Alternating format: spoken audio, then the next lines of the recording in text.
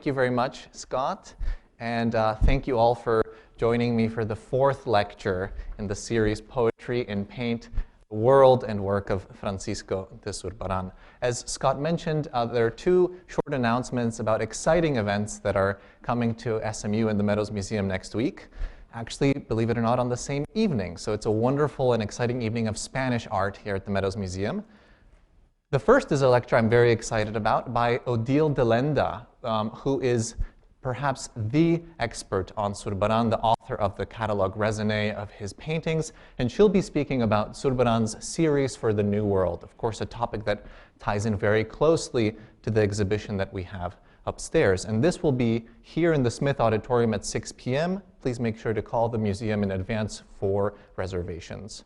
At 7:15 p.m., also in the Smith Auditorium, we have a lecture by Felipe Pereira from Harvard University, who will be speaking on Francisco de Goya. Yo lo vi, Francisco de Goya, artist testimony, the artist as witness. So I hope that you'll consider joining us for these events next week. This is, as I mentioned, the fourth lecture in the series. We've now talked about Seville in the 16th and 17th centuries, and the name Zurbaran finally appeared in that lecture. And today we'll be hearing just a bit more about Zurbaran in a focused topic, Zurbaran and the sacred portrait, that I think relates importantly and interestingly to Zurbaran's artistic career.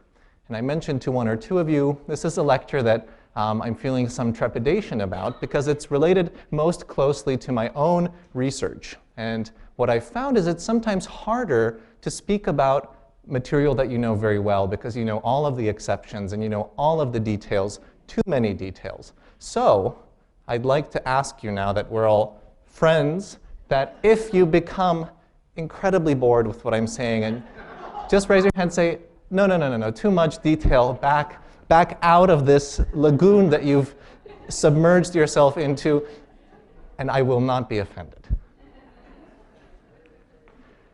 And the topics of today's lecture, the lecture is divided into 5 portions. And so, as usual, I'll be going back to this slide. The first portion is, or the first section, is a little bit of biography. So, what is the story of Francisco de Zurbaran? Now, Zurbaran is born in 1598, and what I find so interesting about that moment is that he is one of a number of painters and architects and sculptors born really within a year of one another who define how we think of the Baroque era, and in Spain, of the golden age of Spanish art. Zurbaran is one of these. In the same year is born Lorenzo Bernini, the great sculptor and architect of Papal Rome. The following year, in 1599, is the birth year of Velasquez in Seville. And of course, you'll recognize the Meadows Museum spectacular picture of a Sibyl. In 1599, too, is born Anthony van Dyck, another major figure of the Flemish Northern Baroque. Borromini, another architect of Papal Rome, is also born in 1599. And perhaps a figure that is less famous than he deserves, but Alonso Cano, another major figure of the Spanish Golden Age, is also born right around this time. So, of course this is a coincidence. Of course you could say, well, it doesn't really matter, but I find it striking that so many of these giants of the Baroque appear on the world stage, so to speak, at the very same moment. Now, Zurbaran is born in a small town, Fuente de Cantos, to a family of Basque origin. His father is a merchant. They're quite well off. And his father sends him on an apprenticeship to the nearby city of Seville. So this was the logical choice, although you can see the city of Badajoz was perhaps even a little bit closer, but Seville was, as we mentioned last week, an immensely wealthy city. It was the logical choice for a young man from relatively nearby to go to for an apprenticeship as a painter. Now, we know basically nothing about the painter whom he was apprenticed with, but we know that after ending this 3-year apprenticeship, from which, as far as we know, no works survive, or at least no works that have been attributed to Zurbaran at this very early stage, he, interestingly, moves back to Extremadura, settling down in the town of Llerena, which is a provincial capital. And this is, interestingly, a pretty smart move. Rather than trying to compete in the aggressive artistic market of Seville, he becomes the big fish in a small pond. He becomes the artist of note in the small town of Llerena and is able to therefore build up his reputation and his client base in a very, you could say, shrewd manner. And it's from Llerena that he is now having a reputation in 1626, so 12 years after leaving Fuente de Cantos, is invited back to Seville to paint a series of paintings, a very monumental series of paintings for the convent of San Pablo el Real, the great Dominican establishment in Seville. And so you'll recall this map of the city that we looked at last week. And if we look here at the central section, San Pablo el Real is located here, so just a straight shot from the cathedral. And these are 3 of the paintings from this series. A number of them survive. These are 3 pictures that are still at the Museum of Fine Arts in Seville. And what's striking here is you can really see many of the hallmarks of Zurbaran's early style. The monumental figure in a dark background.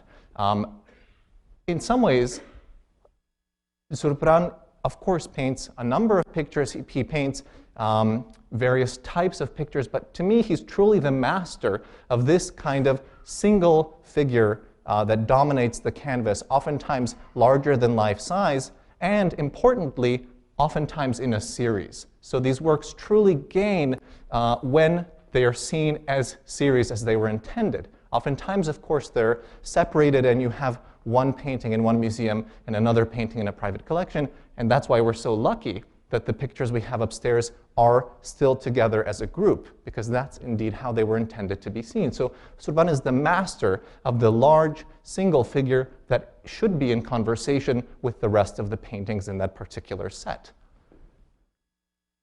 And of course, what's striking about these pictures is how closely indebted they are to a figure like Caravaggio.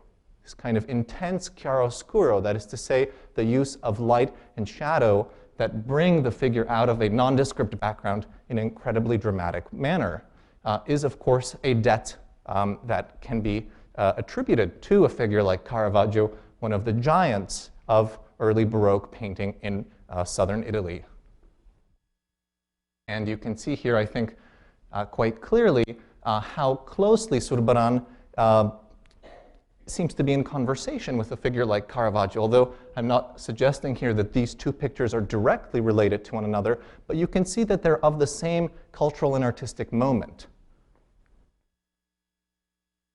And so the question is, how did Zurbaran come to be influenced by this style? There were, of course, precedents for this type of very strong chiaroscuro painting in Spain. This is an example of Juan de Sariñena, who may have been one of Ribera's teachers when Ribera was still in Valencia as a young man. And Ribera, in fact, may be the figure who was the conduit for the style of Caravaggio in arriving in Spain, because we know Ribera was being collected very early on by Spanish patrons in Seville. This is one picture by Ribera, one of his wonderful allegories. This one, an allegory of sight, with a number of wonderful details, including what may be the very first representation of a telescope.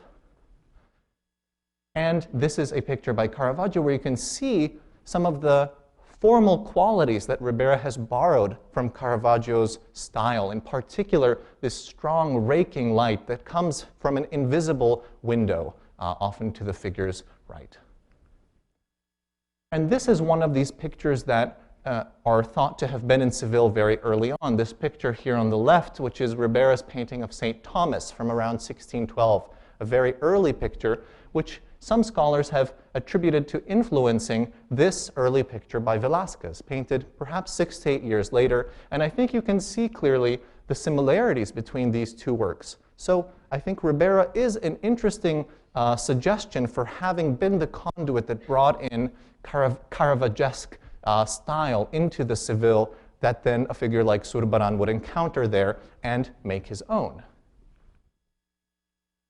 And this is a picture you'll recognize. We have a version of this picture. This happens to be the Prado picture of that same theme, St. Paul the Hermit by Ribera. And I think it's quite striking to compare it to a slightly later picture by Zurbaran. Indeed, I think that the kind of grotto landscape that both figures are placed in is very, very similar. And so if we look, just to kind of conclude this brief, very brief biographical section, we really know relatively little about Zurbaran in terms of having a paper trail. Scholars like Odile de Lende have been instrumental in piecing together, combing through archives and piecing together what little information there was to be found about his life. So for instance, we don't know where he lived in Seville until the 1650s. But in the 50s, he moved his residence a number of times. It's often thought that he moved residences so frequently because of financial difficulties tied to having gambled on the American trade. And what happened, and I think it's a convincing explanation, is that in 2 subsequent years, the shipments of goods and silver from the Americas either sank or were captured. And Zurbaran may have, in precisely those years, been awaiting significant payment for paintings that he had sent to the Americas. So one of the interpretations for why he may have had financial difficulties is precisely this really bad luck of having 2 years in a row of the American trade suffering in a significant way. But this is the location of more or less of his 2 houses. So one near the Alcázar Palace, in fact, renting a room in one of the adjacent properties of the Alcázar, and another one here just a few blocks from the cathedral. Now, I move away from Zurbaran. So we've had a brief biography, and we'll return to him. But I'm now going to really discuss this topic of the sacred portrait. And I start with looking at a curious picture that happens to still be today in the collection of the Descalzas Reales, the great royal convent in Madrid. And it's this picture. It's attributed to a painter named Eugenio de las Cuevas, not a very well-known painter, but certainly a good one. And it's thought to be a portrait of Juan José de Austria, the illegitimate son of Philip IV. And you can see how clearly this painting is in conversation with royal portraiture of the period, casting the young boy very much in the style of the royal portrait of his great royal predecessors, such as Philip II or his own father, here painted by Gaspar de Cryer in 1628, especially with how the figure is posed and how the armor becomes such an important symbolic feature of this image. But there's another detail, actually 2 details, that are what make this portrait curious. There is scrawled along the bottom a line of text in thick, blocky handwriting that reads Hermenegildus, Saint Hermenegild. So someone has identified this portrait not as a representation of Juan José de Austria, but a picture of a saint. Hermenegild, maybe not on the list of most popular boys' names at the moment, but in the 17th century, an immensely important figure. In fact, Philip III, his middle name was Hermenegild. So this gives you an important clue of the importance of this little-known saint to the Spanish royal family. And to give you a tiny bit of background, Hermenegild was a Visigoth prince from Seville who rejected his father for his Arianism and adhered to Catholicism and was martyred for it. And you can see here this other detail, the crown, that is behind the boy, symbolizing Hermenegild's rejection of his lineage, his princely title, precisely because of his disagreement with his father over questions of religion, and therefore ceding the crown to his younger brother, Recaredo, who is a historically documented Visigoth monarch. And this is perhaps the most famous painting of Hermenegild. If you've been to the Prado, you very well may have noticed it in the late 17th century galleries by Francisco de Herrera the Younger, representing the triumph of Hermenegild. And you can see here, once more, we have the earthly crown, his princely title being borne away by two angels and being replaced with the martyr's palm and the crown of the martyr. So the earthly glory is being replaced with divine glory and sainthood.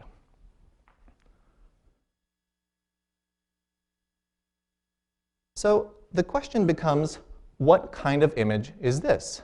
Is it a portrait? Is it a saintly picture, a sacred picture? It's admittedly quite a confusing image, or one that at least, if not confusing, is ambiguous. And to explain why it's ambiguous to us, it's important to attend to something that's been called the hierarchy of artistic genres. Because we, living in the world today of 2017, knowing museum collections like this one, are on the receiving end of a long history of trying to categorize artistic types into a kind of recognizable system of classification. And this is a project that really is undertaken in the 18th century, particularly in academic contexts in France and England.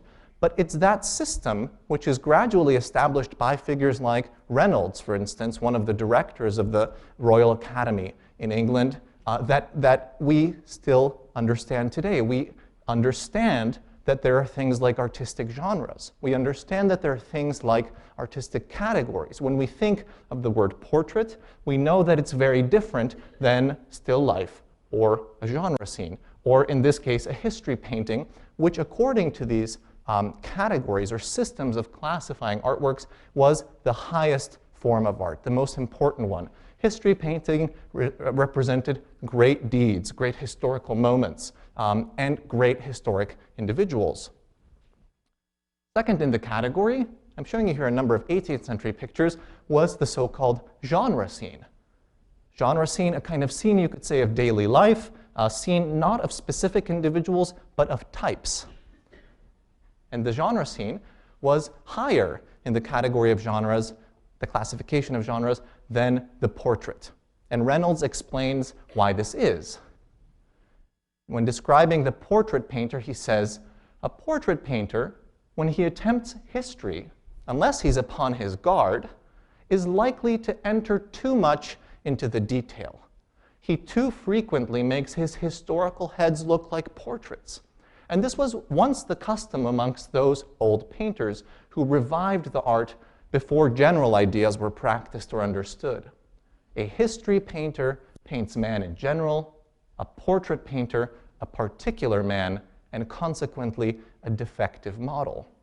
This last sentence perhaps is the most important in explaining the logic of the hierarchy of genres, explaining why the portrait was considered to be a lesser genre, because the individual, with his or her defects, with his or her individual characteristics, could never achieve the perfection of a general type, right? A man in general. And this is essential to understand, and this very much still, I think, is the received knowledge by which we sometimes even subconsciously operate and think about art. And who could seriously take landscape? I mean, you know, Reynolds thinks that this is just a kind of pleasure picture, nothing serious here. And this is, of course, before Turner. So we are thinking, we value landscape, but to Reynolds, both landscape and still life are really just kind of pleasure genres that really have a kind of low place in the hierarchy of genres as befitting their very pleasant but not serious subject matter. Now, the religious picture poses a bit of a problem for this hierarchy because it's not exactly clear where it should fit. This, of course, very much seems like a history painting, and it would probably have been treated as such. But the religious image can take on many guises, as we'll see. It can have a lot of different appearances, it has a lot of different functions, and importantly, to a figure like Reynolds, it has a function that is separate from its artistic function. So the religious image is tricky. However, to us, it's again very clear that the religious image is distinct from what we've been talking about, precisely because the categories that we've looked at, history painting, genre painting, portraiture, still life, landscape, these are secular art forms. These are art forms that exist in a different realm than the religious image. Or at least, that's the knowledge that we have. So how do we interpret our portrait of Juan José de Austria or Saint Hermenegild? What kind of image is this? It may be what was called a portrait a lo divino. This is a term that's established by an art historian named Emilio Orozco Diaz in the mid-20th century to describe actually a number of portraits or paintings by Zurbaran, and I'll be discussing those in a little bit. A portrait a lo divino is a painting in which the commissioner specifically requests that they be portrayed as a saint. And this is perhaps the most famous example, which is in Vienna, which is a painting of the Queen of Spain, Margarita de Austria, represented as the Virgin Mary, and her daughter, the Infanta Ana, represented as the Angel of the Annunciation. Quite a surprising image, quite, to us even, seemingly controversial image. These have been studied in some depth, and there's quite a bit of disagreement about what their meaning was and how it's possible that in a place that is so known for inquisitorial control of images, how could images like this exist? And of course, privilege gets you a long way. And access, right? So we know that this image hung in the Queen's private oratory. Kind of funny to think of herself praying to this portrait. And yet, it's likely that she did. But because it's in this semi-restricted space to which only she and her confidants, perhaps her confessor and other family members would have had access, it's perhaps that's why that it survives. And early on, it's sent to her cousins, to the remainder of the Habsburg royal family in Austria, which is another reason that it may survive. So it was separated out from any sort of direct comparison with her. So it may be that the portrait we have here is actually a portrait a lo divino. Perhaps the patron, maybe it was Philip IV, maybe it was the boy's father, said, I want him represented as this great predecessor of our family, a royal prince. And that would also explain the association with the crown. It was feared that Juan José de Austria, when he grew up, may make claims on the crown, and that he might have argued that, in fact, he was the legitimate ruler. And so the association of Juan José with Hermenegild, who rejected the crown and whose younger brother became the legitimate ruler of Visigoth Spain, was an appropriate comparison. And these are some other examples of portraits a lo divino. It's a really interesting genre, and we find it with regularity across the long history of Habsburg rule in Spain. This is a portrait of the young Charles V, represented as Saint Sebastian. This is the portrait we already discussed. And here are two small portraits on copper representing Charles II and his wife as Saint Ferdinand. We saw this image last week. And as Saint Helen, both with halos. The second interpretation for the type of portrait that this may be is something called a verdadero retrato, a true portrait. In this interpretation, this wouldn't be Juan José de Austria at all, but simply a painting of Saint Hermenegild cast in modern recognizable terms. The best example of verdaderos retratos, of true portraits, are the images of Ignatius of Loyola, the great founder of the Jesuit order, recently canonized. And the Jesuits, who truly knew how to work with a global audience, understood the importance of the portrait and of the likeness of Ignatius's face and the recognizability that it had with different audiences. When Ignatius died, they took a death mask from him and then sent out plaster casts of his face to every Jesuit institution that there was at the time, with instructions that any painting of Ignatius had to adhere closely to that model. Likeness, individual likeness, was essentially important. So then what do you do when your saint has been dead for 1,000 years? Or in the case of Saint Ferdinand, who we have here, for 300 years. There's no likeness of this individual. There's no death mask. If you're lucky, you might know where they're buried.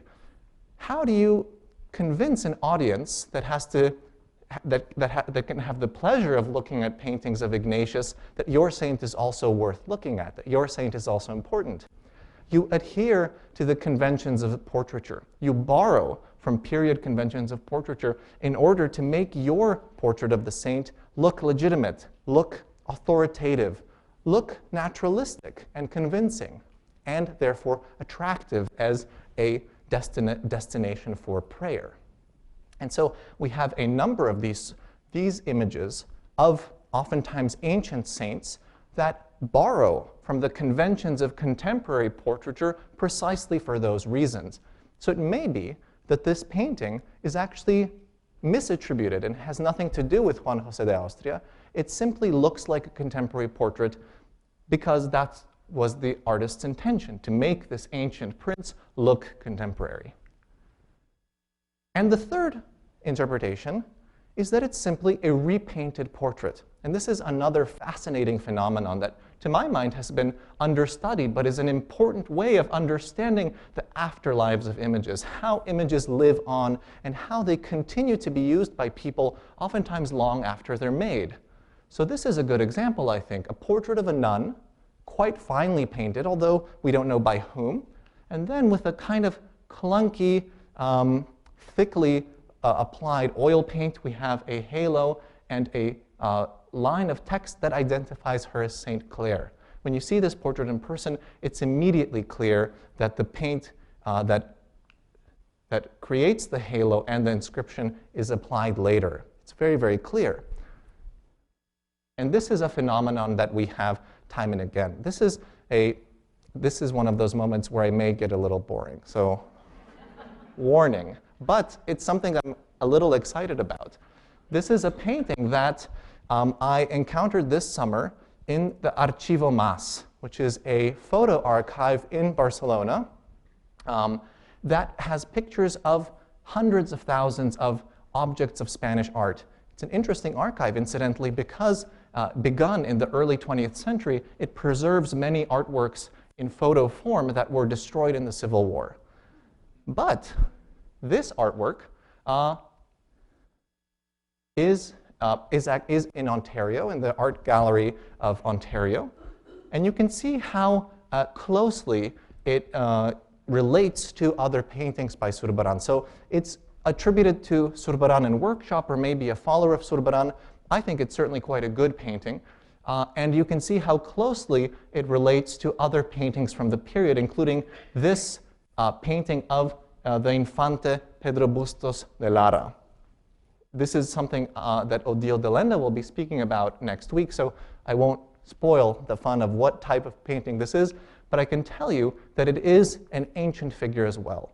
So he's not a saint, but he is a figure that has been dead for many centuries when Zurbaran paints this painting, and yet you can see how closely he's adhering to the conventions of period portraiture in order to make him seem really as real as any of us. Now, to my mind, this portrait or painting may be a very similar situation to the Juan José de Austria / St. Hermenegild, because it's equally ambiguous. It certainly looks like the sitter of this portrait, Don Juan Basso de Moreda, which is in a private collection in Madrid.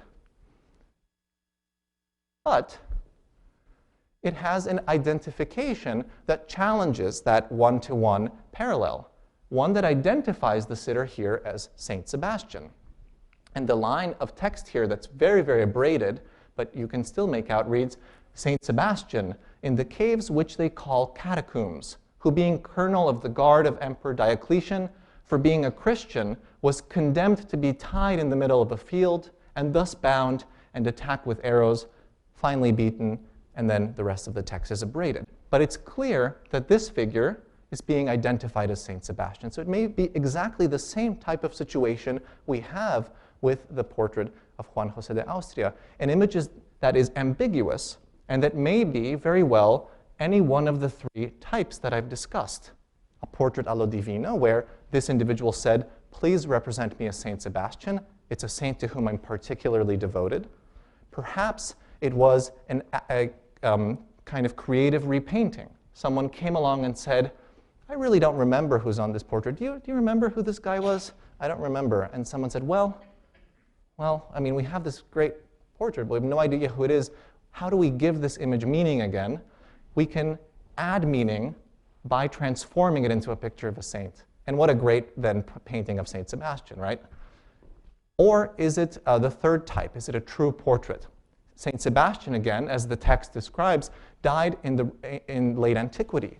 And so perhaps this is an attempt to borrow from the conventions of period portraiture in order to make this an appealing image to audiences in the 17th century. We can never really know which one of the three cases it was, but that's kind of what makes it interesting. This ambiguity and the way in which portraiture intersects with religious imagery very, very comfortably in this period. The genre distinctions that to us are so clear, the division of art into clearly defined categories, in the 17th century really doesn't hold. It doesn't work because categories are not defined in the same way that is very clear to us. This is another wonderful example also at the Descalzas of a repainted portrait, which was likely a portrait of a young girl to which someone quite awkwardly added a little plate with eyeballs, re-identifying her as Saint Lucy. Now, we often think that this type of repainting is simply this question of forgetting. Well, we don't remember who's represented, and therefore it makes sense to repaint this portrait because otherwise we're just stuck with a portrait that no one knows anything about. But this painting is an interesting example of the contrary, because we have an archival note that says, Philip II, King of Spain, ordered that this portrait be repainted and transformed into a painting of St. Helen to honor the sitter. And that's quite interesting because, and you can see here the one moment where that's left over. The place where the three nails are currently represented used to be her holding a rosary and touching the beads.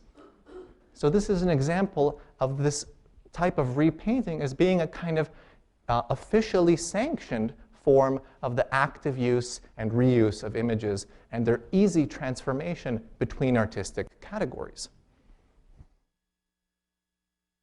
This is a very recent example. I wonder, does anyone recognize this or has seen this painting in the news recently?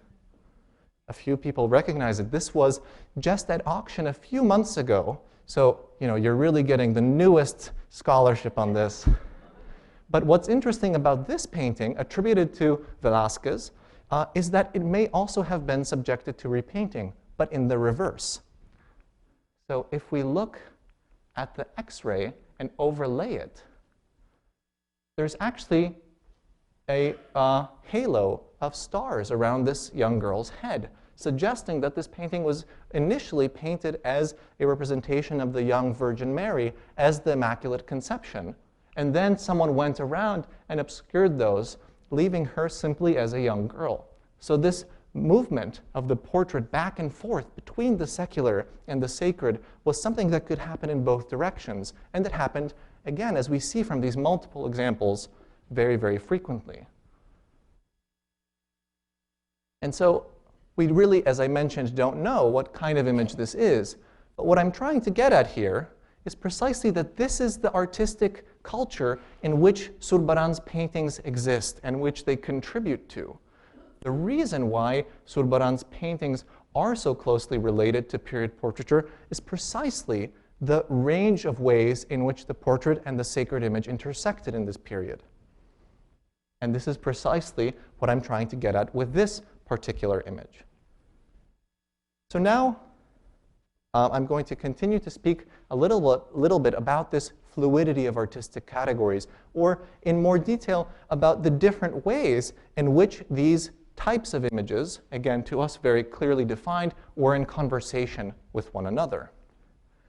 This, I think, is an interesting, though relatively little known portrait representing the daughter of Charles V, one of the infantas, who, in a kind of strange artistic solution, is grasping a column on which are written the letters FCV. It's thought to stand for Filia Caroli Quinti, or daughter of Charles V, meaning that the column would therefore stand in for her father, the emperor. But what's striking to me is how closely this portrait seems to be playing with or drawing on the iconography of Christ at the column, which I think to a 16th century viewer would have been immediately apparent. And what's interesting about this image as a dynastic portrait is that then, when someone leaves the room where this hangs and encounters a painting of Christ at the column, they can't help but think of the association of the column with the emperor. And in some ways, a viewer who's familiar with this might always then associate a column with the emperor, making this a religious picture, but also one that's imbricated within the complex repertoire of dynastic political imagery in this period. And it's not unusual also to associate a woman with Christ. After all, the painting that we have upstairs, our own Zurbaran, is one such example. In her vision, St. Catherine of Siena received the stigmata. It was a one-to-one identification of a woman with the figure of Christ, meaning that it was nothing unusual for a woman from an elite background to make that sort of claim. We've seen portraits allo Divino. This is another type of portrait allo Divino that associates a privileged individual with a sacrosanct representation. Oh, don't know what happened there. Oh, I don't know what's happening with our Pablo de Valladolid. Well, I'll skip this slide then, but it was a really good one. Now,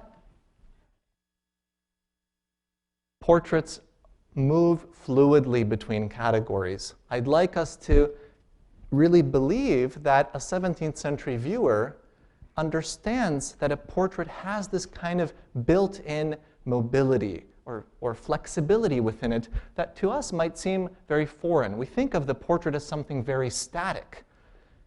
This, I hope you bear with me because it's kind of funny, but it's not a very scholarly interpretation, but I think it does convey this idea of the portrait being a way in which one could embody different sorts of identities. This is a miniature portrait, not from Spain, but we do know that there were similar examples in Spain in use, which came with a set of overlays painted on mica that the viewer could, or in this case really more of a manipulator than a viewer, could at will apply to the portrait, therefore changing their own identity.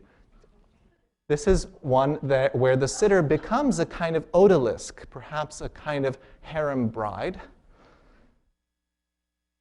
She could become a nun. Who wouldn't want that? But she could also become a mustachioed friar.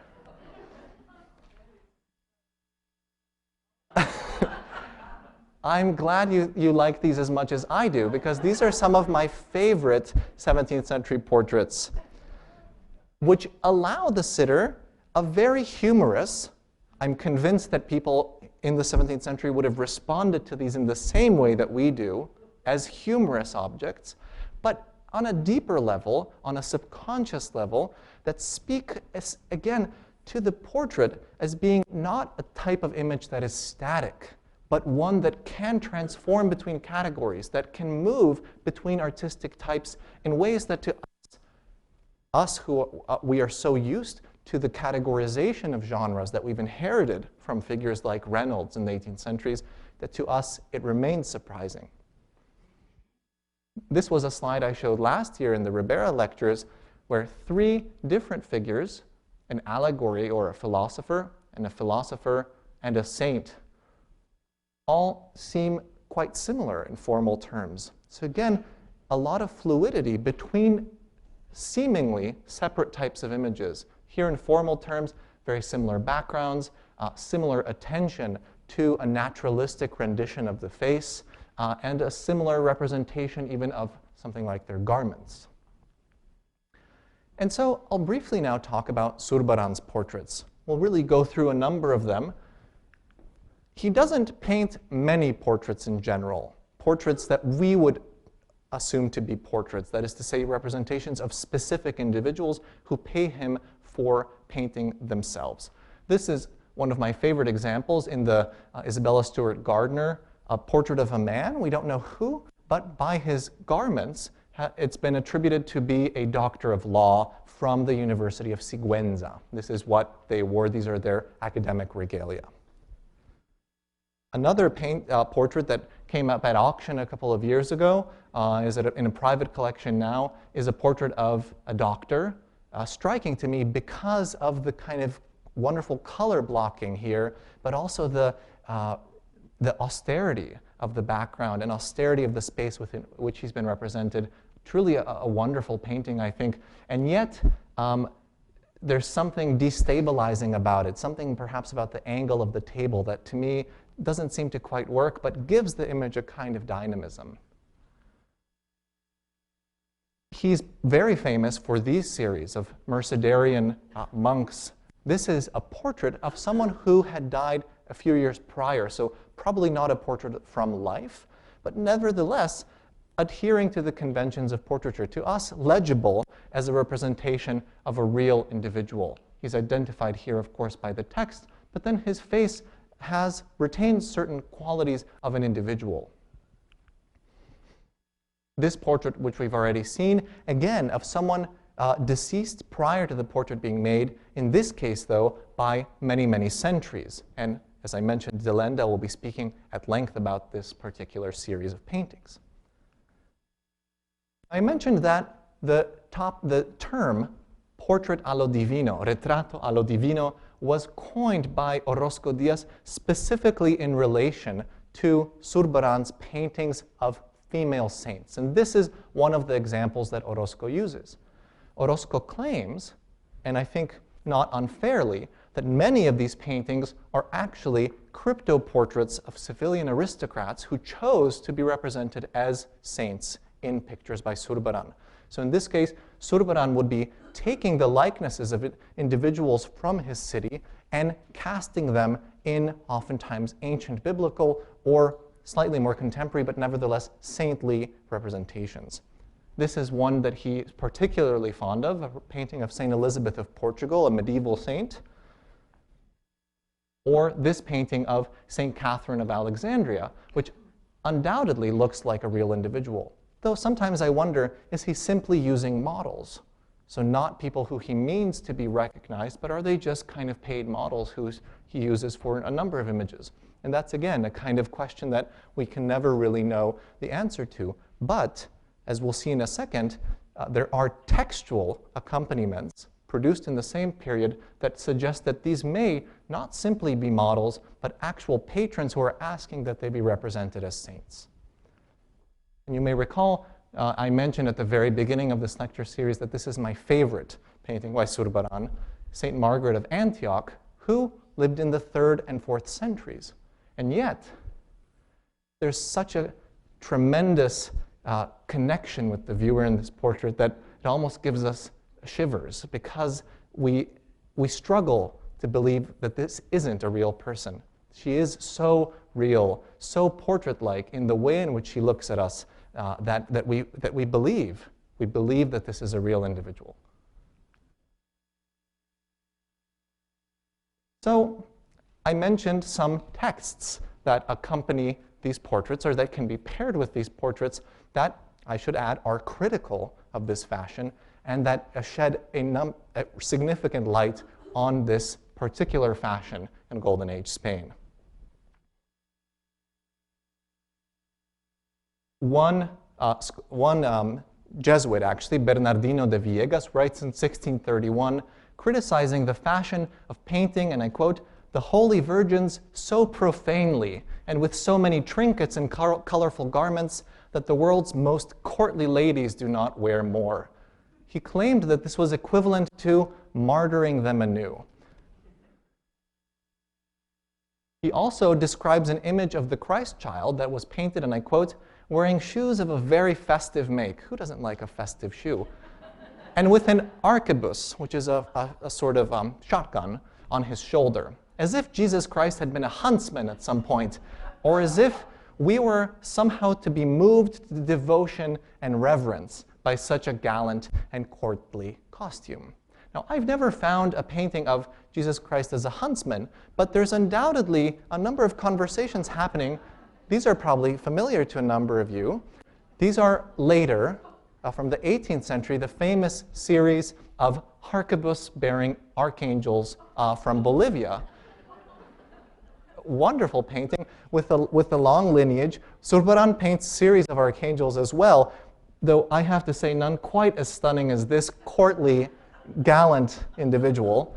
But you can see again how closely they're related to portraits. This is a portrait, an anonymous portrait, mid-17th century, probably of a Habsburg, I would think, representing a lady huntress who is here with her hunting dog and, of course, with her enormous rifle. And I think you can see the similarities between this, which is a religious image, and this, which is a courtly image of leisure. So the series is titled Poetry in Paint, and we haven't even mentioned a single poem yet, so what's up with that? Well, your prayers are answered. Finally, some poems. And these will get progressively sassier, I should say. So we start off with one which is not that sassy, which is a sonnet that I only give you an excerpt from, titled "On the Occasion of a Lady Having Had Her Face Painted in an Image of St. Lucy." Precisely the texts that, when paired with Zurbaran's paintings of female saints, give us a sense that those may be actually crypto-portraits. They may be portraits a lo Divino. And here's what the author says. "The ambitious Lesbia, to receive yet more adoration, and more for novelty than for her loveliness, usurped the form of a saint. She wanted to be both herself and a saint, but was neither." And whether the painting be divine or profane, the lady is too devout to resemble Lesbia, but too little penitent to resemble the saint. So, not the worst criticism yet of a lady who, recognized here as a secular individual, is thought to be usurping the particular status of the religious picture. And this is a good example of such an image. Again, a painting by Zurbaran, this one at the National Gallery, representing very clearly St. Lucy. You can see here the text, Santa Lucia or St. Lucy, and once again the plate with eyes that identifies her unequivocally as this particular saint because it's an iconographic attribute that's always associated with her. Oh, there they are. And yet, at the same time, it's like the St. Margaret, I think, quite striking how she looks out at the viewer as if she were a real person. You could argue whether it's simply, again, is it simply the use of a live model, or is it perhaps a civilian noblewoman who asked that she be painted as perhaps her namesake, St. Lucy, or perhaps St. Lucy to whom she was particularly devoted? We can't know, but the presence of such poems being produced at the same time suggests that even if this image specifically is not such an example, there were such paintings being made. Here's another sonnet to a lady portrayed with the attributes and dress of St. Helen. "Oh, how well, Lucinda, you are disguised as St. Helen, with the attributes of suffering that you continually give me." And I should add, St. Helen, of course, her particular attribute is the cross. She is thought to have discovered the cross after it was lost, and she's often represented holding the cross and the 3 nails. So these are the attributes of suffering that he's describing. And he seems to have a crush on Lucinda.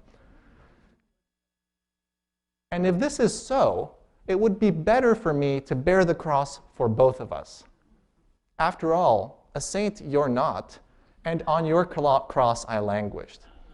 So he's unequivocally saying, well, you might want others to think you're a saint, and you're very holier than thou by having yourself painted as St. Helen, but we all know what the real truth is. And this is a wonderful painting that sold at Sotheby's in 2008, which I think is precisely one of these images. This is, in fact, St. Helen, and you can see a little bit of a detail here. And I compare it with an actual portrait from Seville by a Northern European painter. I think you can see the similarities, not only in fashion, but also even in slight appearance by these 2 individuals. But of course, here we have the 3 nails of the cross that she holds in one hand, the actual cross, and unmistakably a halo and crown over her head. So although we have the feature of a portrait, certainly someone who looks like a real individual, we also have a number of other elements built on top of it. And finally, the 3rd sonnet, perhaps my favorite. A painting of Susanna, in whose guise a lady had herself portrayed. You who regard this painting, that's all of you and me, justly adore the holy story and justly admire the sitter, if you ignore the truth of this portrait. But you, speaking now to the woman represented within the painting, you who draws away from the elders, what violence do you fear? What rudeness do you lament? You who live so safe at all times from force, depositions, and lies. 2 are here exhibited as 1. The honor of Susanna's matrimony contrasted with decrepit fancy, and yours, fake Fabia, whom I would only call chaste if I wanted to bear false witness. This is by Lope de Vega, by the way. Now, I haven't found a portrait of a woman as Saint Susanna. This is an example by Van Dyck. You can see what the type of imagery he's referring to by saying, when you draw away from the elders. This is precisely the iconography that would have been familiar to Lope in this period. So as you can see, these wonderful texts shed light on this phenomenon, which, as I've been trying to convey, is a complex but integral part of understanding visual culture in Spain in this period. And now, I know I've been speaking for quite a while, I move to my last example, an example that I've called the dangers of fluidity. What are the tangible risks of this kind of fluidity and flexibility that images had? And as I hope to show you in this conclusion, there was one particular case where this becomes particularly apparent. So we're talking about an inquisitorial trial that took place in the city of Puebla de Los Angeles in central Mexico. And you can see here where Puebla is in this region and where Mexico City is. So we're really in the very center of the Valley of Mexico. The scandal, the inquisitorial trial, centers around portraits of this individual, Juan de Palafox y Mendoza, a bishop who comes to this city and is truly beloved by his flock there. People are absolutely obsessed with Palafox. He's called back to Spain, and people kind of freak out. So they start painting him with wings. They start, I should say, this is not a real painting. I did this little mock-up. Borrowing, this is why I showed this, borrowing the wings from a Carduccio. So forgive me the fantasy, please. But I think it's instructive for how these paintings may have looked like. People describe them as precisely being added on. In fact, a terrified painter is dragged before the Inquisition and says, yes, I added the wings, but I promise, it's only because I was being paid really well and I didn't have any bad intentions. And the Inquisition is not happy about it, but luckily he gets off pretty easily. And as you can see, there's a precedent for these types of representations of winged saints in the Americas. This happens to be from the colonial Andes, but in Mexico too, we have paintings of saints with wings. Now, what happens in this trial? What's a particularly troubling episode? Well, on the one hand is the portrait with wings, but the portrait, with its inherent flexibility and movability, also causes another problem. And so I'm showing you here a painting of a procession where I'd like to highlight this.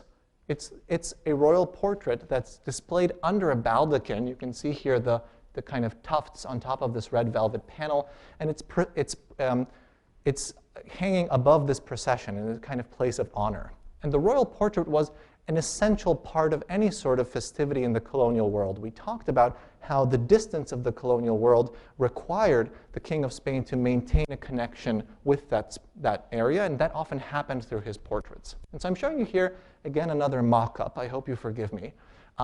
This one borrowed from a 19th century document, but it shows you what a kind of important building in a city would be dressed up as for a particularly important occasion.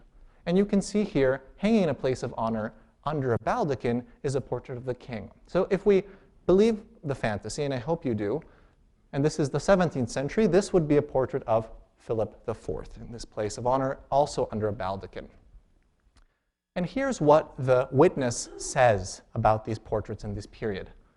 On the day of Corpus in Carniceria Street, which was dressed for the procession, the portraits of the King our Lord and the Queen Our Lady were hung without so much as a baldachin over them. And you can tell that the baldachin is important because it marks the portraits as significant. And a little bit further was a portrait of Bishop Palafox with much adornment and underneath a baldachin. Furthermore, the portraits of the past kings of Spain were simply propped up against the wall and without baldachins. Let's imagine that this is what that looked like. Some people, incensed at the impropriety, asked, why should the portrait of the bishop have all of this majesty and adornment? Why should the portrait of the king, our Lord, have so little, when in fact he is the one who deserves it? Others disagreed, and there was in fact a huge brawl about what honors are deserved to what specific types of images. And further down was displayed another portrait of Palafox, but this time in a sacred setting, underneath a painting of a monstrance with angels. So we have one portrait acquiring different types of significations. It's usurping the status of the royal image, the most important political image in the realm, but it's also acting like a picture of a saint, even though it shouldn't be either one of those. And, you know, what's significant about the Spanish portrait, and I promise I'm wrapping up, is that it doesn't have any markers of royalty within it. If you compare it to a slightly later painting by Rigaud, you can see what I mean by that. Not only is the format different, but the austerity of the Spanish portrait is also not bolstered by any regalia, any symbols of royalty. The Spanish kings don't have a coronation. There's no coronation ceremony. There's no crown. There are no regalia. In contrast, you can, of course, see the crown, the sword of Charlemagne, the elaborate fleur-de-lis cloak, the baton. All of these are elements that indelibly mark the portrait of Louis XIV as king. And in Spain, there's nothing like that. You can see by comparing to Pedro de Barberana from just down the road how similar, how non-royal both of these paintings are. And so, what's the problem? The portrait of the King of Spain can become destabilized by this tendency for portraits to move between categories, for portraits to inhabit different types of positions within the visual culture of the monarchy at different times. And so I think that it's precisely in moments like these, when the Inquisition begins to become involved in examining what it is that a portrait can do and what portraits are actually doing, how portraits are inhabiting different types of positions and in this case, inappropriately becoming both political images that they shouldn't be and religious images that even more explicitly they shouldn't be, it's in those moments that we have a kind of prehistory of the formation of a hierarchy of genres. Because the Inquisition, ironically, in trying to establish what makes a religious image, also begins to establish what a portrait is. It's a beginning, of course not explicitly, not in the same way that Reynolds will do. It's the beginning of a division of artistic production into types that are separate, secular and sacred. Thank you very much.